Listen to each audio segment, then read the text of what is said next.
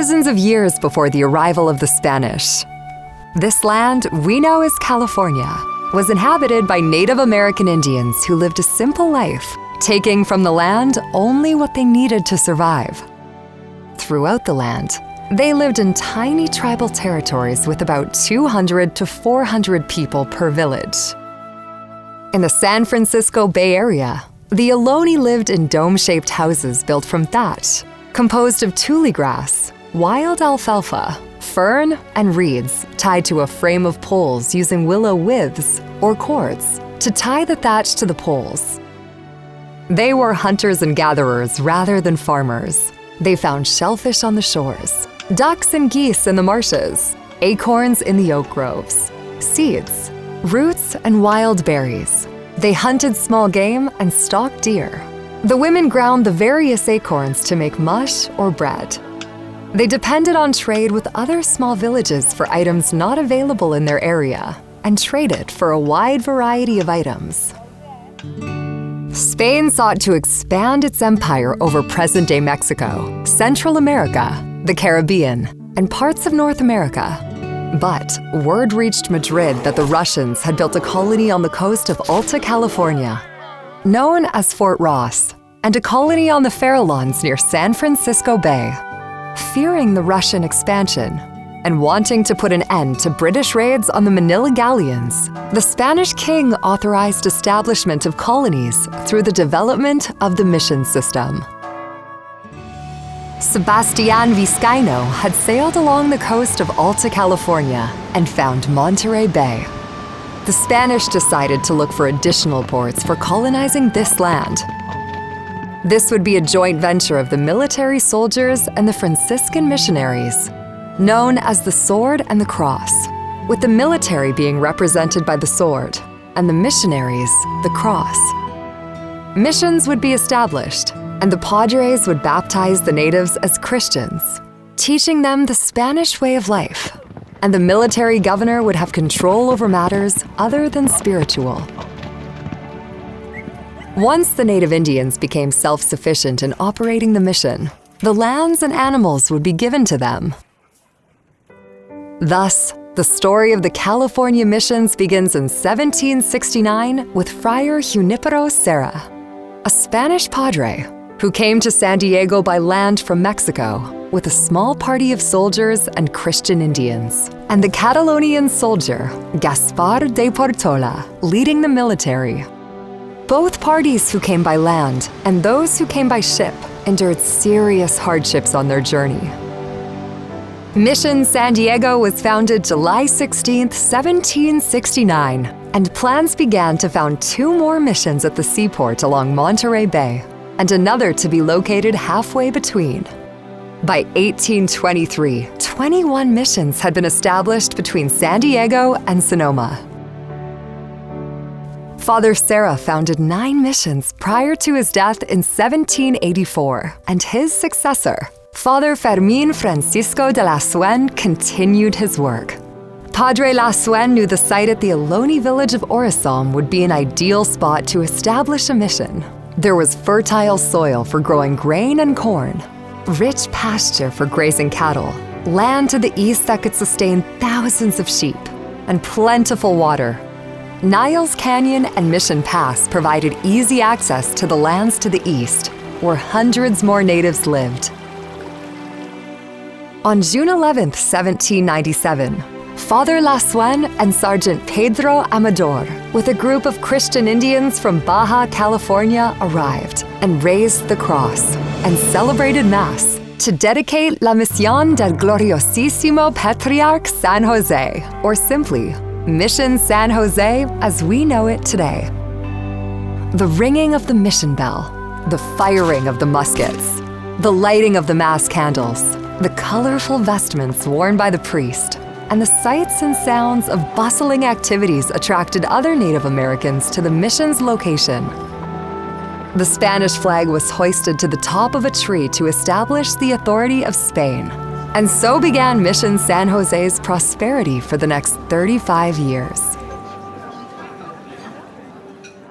The founding of Mission San Jose brought Christianity and the mission system to the eastern shores of San Francisco Bay and completely changed the way of life for thousands of Indians who lived here and in the vast valleys to the east. The first church was a wooden structure situated near the creek crossing present-day Mission Boulevard. But as the mission grew, a larger church was needed. In 1805, the construction of an adobe church began and was completed 4 years later. The adobe bricks, consisting of clay mixed with straw, were laid out in the warm sun to dry. Adobe houses for the Ohlone Indians were built, 84 of them by 1811. A new cemetery was added next to the adobe church. The completed mission was a 300-yard quadrangle. The rectory, or living quarters, were next to the church.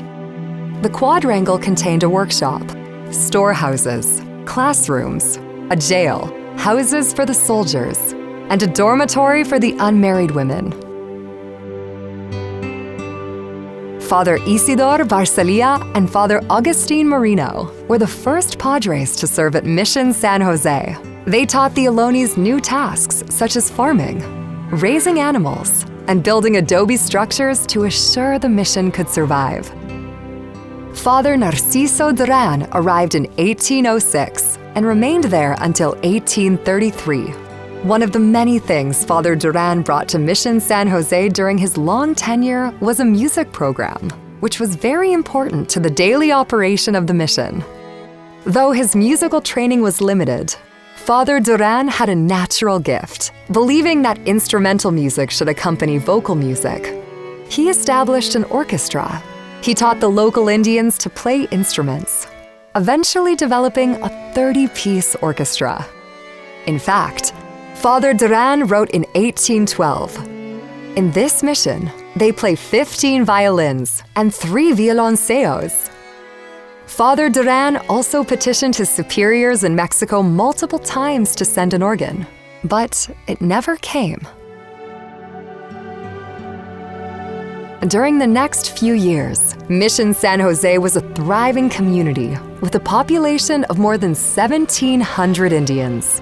The workday consisted of 6 hours of work activities, interrupted by dinner and a 2-hour siesta, and ending with supper and social activities.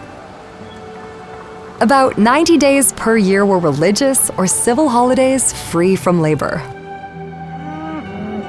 By 1832, 12,000 cattle, 13,000 horses, and 12,000 sheep roamed the land, and the mission harvested thousands of bushels of wheat and much produce. The mission land stretched from what is now Oakland to Milpitas, and from the bay to the interior valleys. By 1833, Mission San Jose was noted as one of the most prosperous of all the California missions. In that same year, Father Gonzalez Rubio redecorated the interior of the church to look much like what you see in the church today. The original baptismal font and the original statues of Saint Bonaventure and Ecce Homo are examples of this period.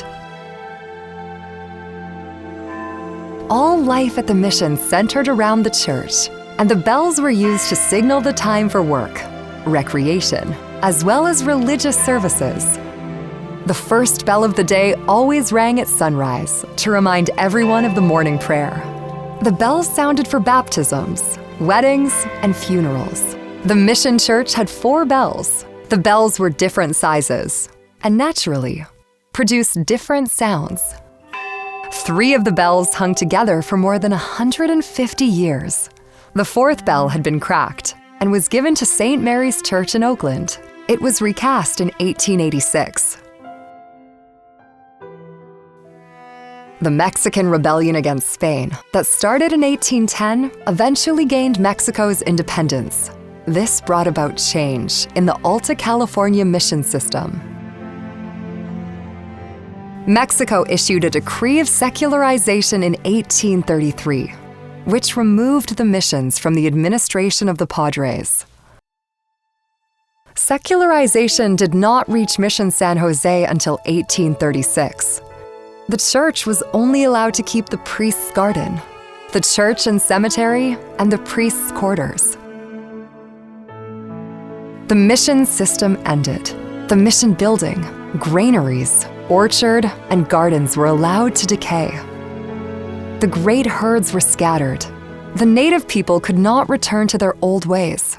They had no place to go, and many died of disease and starvation.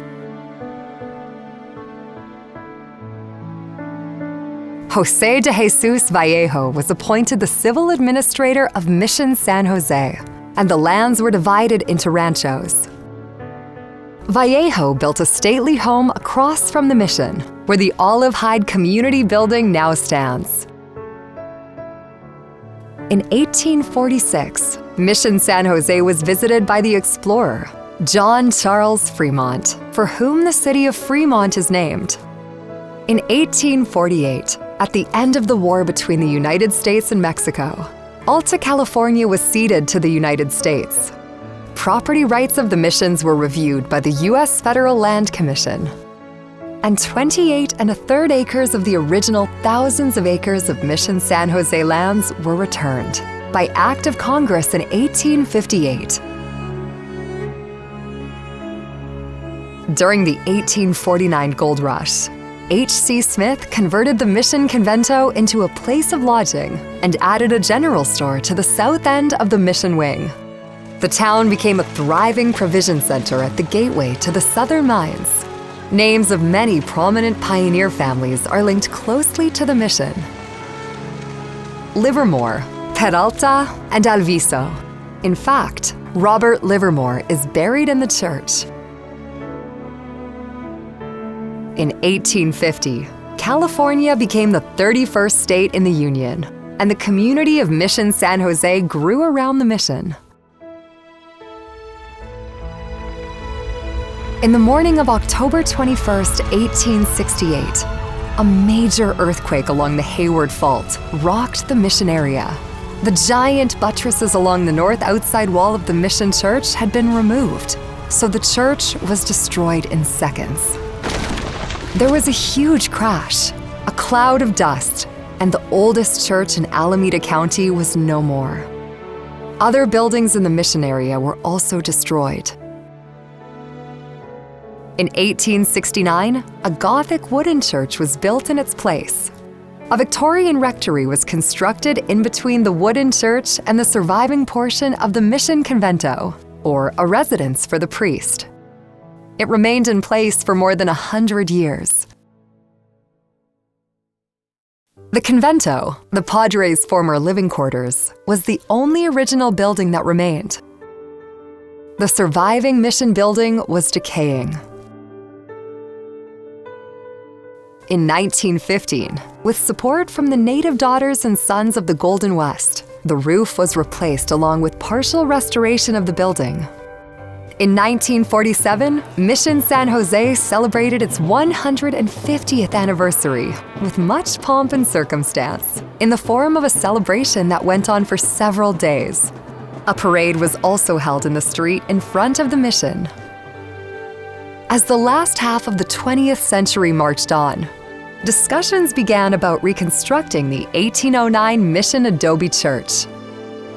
In 1973, planning for this project began in earnest. A committee for the restoration of the Mission San Jose and the Diocese of Oakland formed a joint effort with the slogan, "The bells shall ring again." The plan was to be done in 3 phases: rebuild the church, seismically retrofit the original convento, and reconstruct the space between the church and the convento.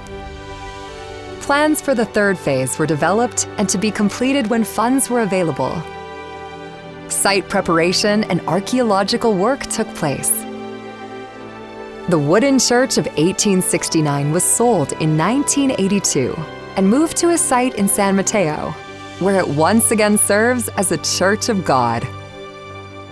The Victorian rectory was sold and moved 1 block south to Anza Street by the Bringhurst family, where it was restored and now serves as office space.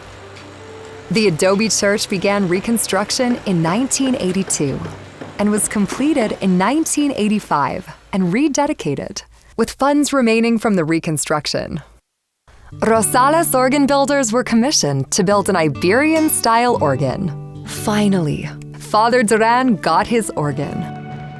In 1997, Mission San Jose celebrated its bicentennial with a huge celebration that included a Mission Days festival and a parade along Mission Boulevard. The groundbreaking took place for a bicentennial plaza next to the mission. It was a very special time in the history of Mission San Jose. Mission San Jose continues to serve as a beacon to the Mission San Jose community surrounding it, and the city of Fremont's top tourist attraction. For this mission is a very special place indeed.